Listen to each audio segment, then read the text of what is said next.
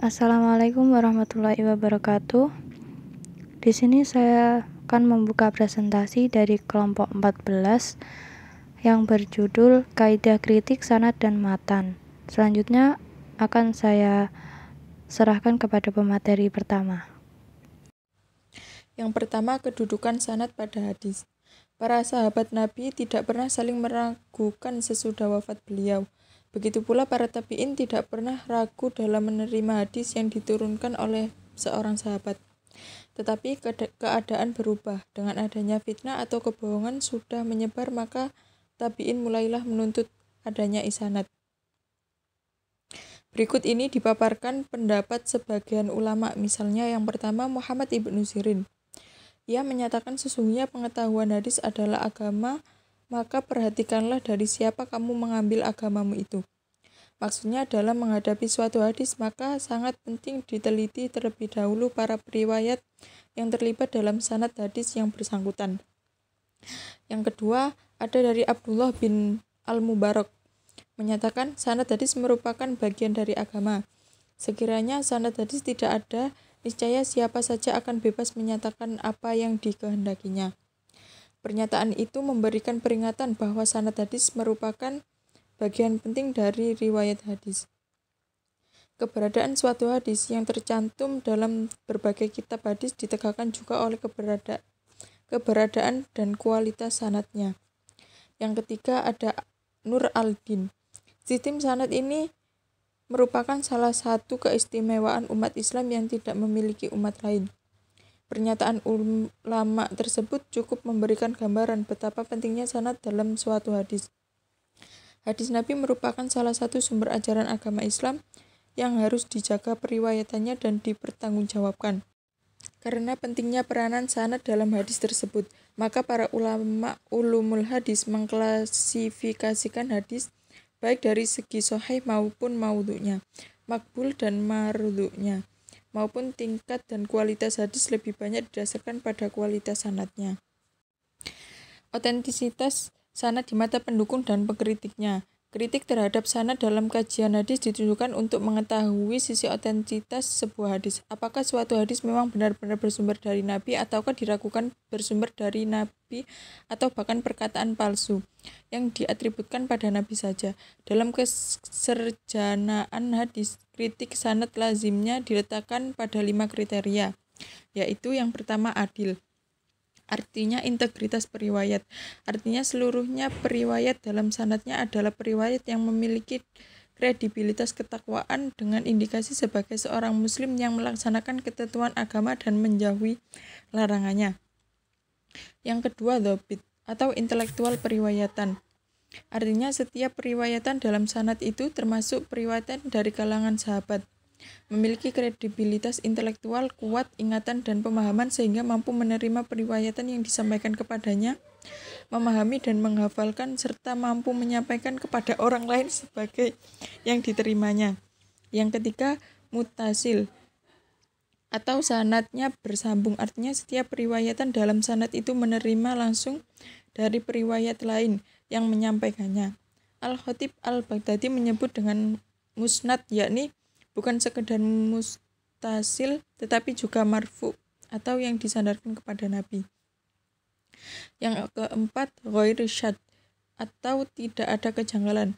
Artinya hadis tersebut tidak mengandung syudzun atau kejanggalan, yakni diriwayatkan oleh periwayat yang thiqah dan tidak diriwayatkan oleh periwayat lain yang thiqah ataupun diriwayatkan oleh periwayatan thiqah yang menyelisihi atau bertentangan dengan periwayatan beberapa periwayat lain yang juga thiqah.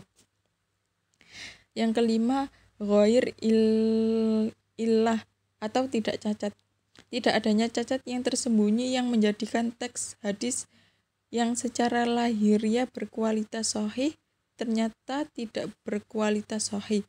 Untuk mengetahui cacat yang tersembunyi adalah dengan cara pengetahuan dan pemahaman yang luas terhadap hadis, yakni dengan mengkompresikan hadis-hadis yang stema. Selanjutnya, sejarah dan urgensi kritik sanad dan matan. Yang pertama, sejarah kritik sanad. Tidak ada penjelasan yang akurat kapan sistem sanad dipakai manusia. Hanya saja ada suatu sumber yang menyatakan bahwa sebelum agama Islam datang, sudah ada sebuah metode yang mirip dengan sistem penggunaan sanad dan penyusunan buku. Ketika Rasulullah SAW masih hidup, kebanyakan para sahabat tidak terlalu mementingkan persoalan sanad, dikarenakan mereka masih saling mempercayai, menjaga, dan mempunyai komitmen dengan keislaman mereka. Walaupun mereka bersikap hati-hati dalam periwayatannya, tetapi biasanya dalam kesempatan berkumpul itu disampaikan hadis-hadis Nabi. Maka tidak heran jika ada seorang sahabat meriwayatkan hadis kepada lebih dari seorang murid dari generasi sesudah mereka, atau tabi'un, yang pada gilirannya melanjutkan para sahabat sebagai penyampai hadis. Selanjutnya, urgensi kritik sanad. Adapun urgensi meneliti terhadap hadis Nabi ada disebabkan berbagai macam faktor. Faktor yang mempengaruhi terhadap urgensi suatu kritik sanad adalah sebagai berikut. Yang pertama, hadis Nabi merupakan salah satu sumber istinbat hukum yang kedua setelah Al-Quran. Oleh karena itu, hadis-hadis sumber istinbat hukum harus sahih. Yang kedua, pada zaman Nabi tidak semua hadis tertulis atau ditulis, sehingga memunculkan banyak peluang terjadinya pemalsuan hadis. Yang ketiga, maraknya pemalsuan hadis. Dan yang keempat, proses pertadwianan hadis yang memakan banyak waktu. Selanjutnya, urgensi kritik sanad. Adapun urgensi penelitian terhadap hadis Nabi adalah disebabkan sebagai macam faktor. Faktor yang mempengaruhi terhadap urgenitas suatu kritik sanad adalah sebagai berikut. Yang pertama, hadis Nabi merupakan salah satu sumber istinbat hukum yang kedua setelah Al-Quran. Oleh karena itu, hadis-hadis sumber istinbat harus sahih.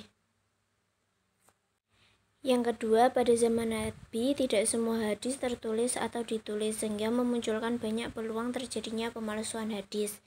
Yang ketiga, maraknya pemalsuan hadis. Yang keempat, proses pertadwianan hadis yang memakan banyak waktu. Yang kelima, banyaknya kitab hadis yang disusun dengan berbagai bentuk metode penyusunannya. Dan yang kelima, telah banyak terjadi periwayatan hadis secara makna.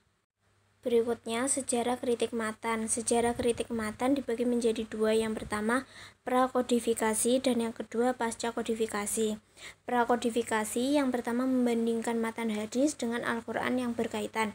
Yang kedua, membandingkan matan hadis tertulis dengan yang dilafal.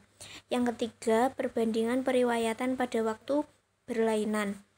Yang keempat, melakukan rujuk silang antar periwayat. Pasca kodifikasi, yang pertama membandingkan matan hadis dengan ayat Al-Quran, dan yang kedua membandingkan antar matan. Poin selanjutnya adalah teknik kritik sanad dan matan. Yang pertama adalah membandingkan matan-matan hadis dengan ayat Al-Quran. Hadis dengan ayat Al-Quran terkait atau memiliki kedekatan susunan redaksi. Teknik ini sesungguhnya tidak lagi sekedar kritik perbandingan teks, akan tetapi perlu melihat aspek pemahaman dan pemakaian teksnya. Membandingkan teks atau matan-matan hadis dengan ayat-ayat Al-Quran dari susunan redaksi adalah kurang proporsional, karena redaksi atau lafal-lafal Al-Quran diriwayatkan secara mutawatir, sedangkan matan hadis hampir seluruhnya diriwayatkan menurut maknanya saja, atau riwayah bil al-makna. Yang kedua adalah membandingkan antara matan-matan hadis, yaitu menghimpun matan-matan hadis.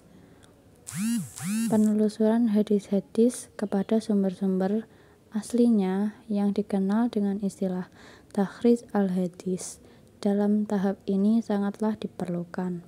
Matan-matan hadis hendaknya yang memiliki kesamaan makna dan lebih bagus susunan redaksi atau lafalnya satu sama lain memiliki kemiripan. Hadis-hadis itu pada mulanya bersumber dari orang yang sama, kemudian mengalami perbedaan redaksi karena diriwayatkan oleh para periwayat berikutnya secara makna. Namun, jika hadisnya hanya satu, tetap bisa diajukan untuk dilakukan kritik matan atau teks. Dari segi kualitas, idealnya matan-matan hadis yang hendak diteliti, sanadnya pun telah diteliti dan dinyatakan sahih. Dengan demikian, kegiatan kritik matan merupakan kegiatan lanjutan dari kegiatan kritik sanad. Yang ketiga adalah dengan cara membandingkan matan-matan hadis yang termuat dalam kitab-kitab hadis berdasarkan adanya perbedaan penulisan atau cetakan. Tentu saja hal ini dapat dilakukan karena diawali dari membanding-bandingkan matan-matan hadis yang ternyata ada perbedaannya. Yang ketiga adalah penulis memberikan contoh. Perbedaan redaksi ucapan salam dalam matan-matan hadis pada saat memalingkan wajah atau muka ke kanan dan ke kiri sebagai penutup dalam sholat. Dalam berbagai naskah cetakan kitab hadis yang beredar di masyarakat, terdapat perbedaan tentang keberadaan lafal wa barakatuh dalam ucapan salam. Yang pertama adalah melakukan iktibar. Menurut bahasa, iktibar berarti peninjauan terhadap berbagai hal dengan maksud mengetahui sesuatu yang sejenis. Kegunaan iktibar adalah untuk mengetahui keadaan sanad hadis keseluruhannya dilihat dari ada atau tidak adanya pendukung berupa periwayat yang berstatus mutabi atau syahid.